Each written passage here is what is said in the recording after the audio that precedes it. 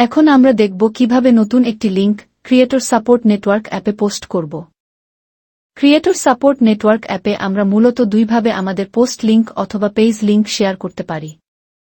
একটি হল নিজস্ব অ্যাপের শেয়ার অপশন থেকে এবং আরেকটি হল নতুন স্ক্রিন থেকে। প্রথমে আমরা দেখব কিভাবে অ্যাপের শেয়ার অপশন থেকে আমরা সরাসরি ক্রিয়েটর সাপোর্ট নেটওয়ার্ক অ্যাপে পোস্ট তৈরি করব। ধরা যাক আমরা এখন ফেসবুক অ্যাপ থেকে সরাসরি একটি পোস্টের লিঙ্ক আমাদের ক্রিয়েটর সাপোর্ট নেটওয়ার্ক অ্যাপে সাবমিট করব।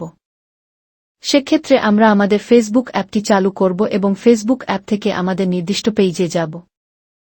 তারপর আমরা যেই পোস্টটি শেয়ার করতে চাই সেই পোস্টের নিচে ডান পাশে থাকা শেয়ার বাটনে ট্যাপ করব।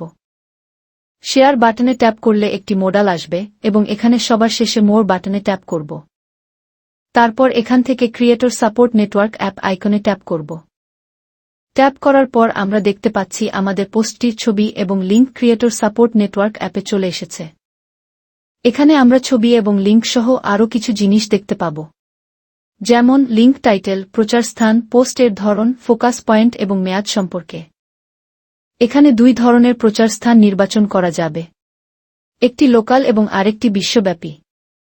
আমাদের পোস্টটি যদি শুধুমাত্র আমাদের দেশের মানুষের কাছে প্রচার করতে চাই তাহলে লোকাল নির্বাচন করব, আর যদি বিশ্বব্যাপী প্রচার করতে চাই তাহলে বিশ্বব্যাপী নির্বাচন করব। তারপর আমরা আমাদের পোস্টটি কোন ধরনের সেটি নির্বাচন করব। পাশাপাশি আমাদের ফোকাস পয়েন্টগুলো যেমন কমেন্ট, রিয়্যাক্ট, শেয়ার, এনগেজমেন্ট যেগুলো আমার বেশি প্রয়োজন তা এখান থেকে নির্বাচন করে দিব। এখানে আরেকটি বিষয় খেয়াল রাখব যে প্রাথমিকভাবে এই পোস্টটি সাবমিট করার পর 3 দিনের জন্য প্রচার লিঙ্ক স্ক্রিনে ভিজিবল থাকবে। আপনি চাইলে পরবর্তীতে এই মেয়াদ বাড়াতেও পারবেন। সকল তথ্য দেয়া সম্পূর্ণ হলে আমরা এখন সেভ করুন বাটনে ট্যাপ করব। দেখতে পাচ্ছি আমাদের নতুন লিঙ্কটি সফলভাবে সাবমিট হয়েছে। এখন আমরা দেখব কিভাবে ম্যানুয়ালি ক্রিয়েটর সাপোর্ট নেটওয়ার্ক অ্যাপে পোস্ট তৈরি করব। সেক্ষেত্রে আমরা আমাদের ফেসবুক অ্যাপটি চালু করব এবং ফেসবুক অ্যাপ থেকে আমাদের নির্দিষ্ট পেজে যাব।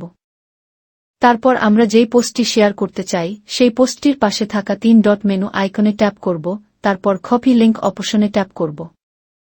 তারপর ক্রিয়েটর সাপোর্ট নেটওয়ার্ক অ্যাপ ড্যাশবোর্ডে নতুন বাটনে ট্যাপ করব, তাহলে নতুন পোস্ট পাবলিশের স্ক্রিনে চলে আসবে। এখানে আমরা আমাদের পোস্টের একটি ছবি আপলোড করব। তারপর আমাদের কপি করা লিঙ্কটি এখানে পেস্ট করব। সকল তথ্য দেয়া সম্পূর্ণ হলে আমরা এখন সেভ করুন বাটনে ট্যাপ করব। দেখতে পাচ্ছি আমাদের নতুন লিঙ্কটি সফলভাবে সাবমিট হয়েছে। এভাবে দুইটি উপায়ে আমরা আমাদের ক্রিয়েটর সাপোর্ট নেটওয়ার্ক অ্যাপে পোস্ট সাবমিট করতে পারব। সাবমিট করার পর আমাদের পোস্টটি সবার নিকট পৌঁছে যাবে এবং রিভিউ শুরু হবে।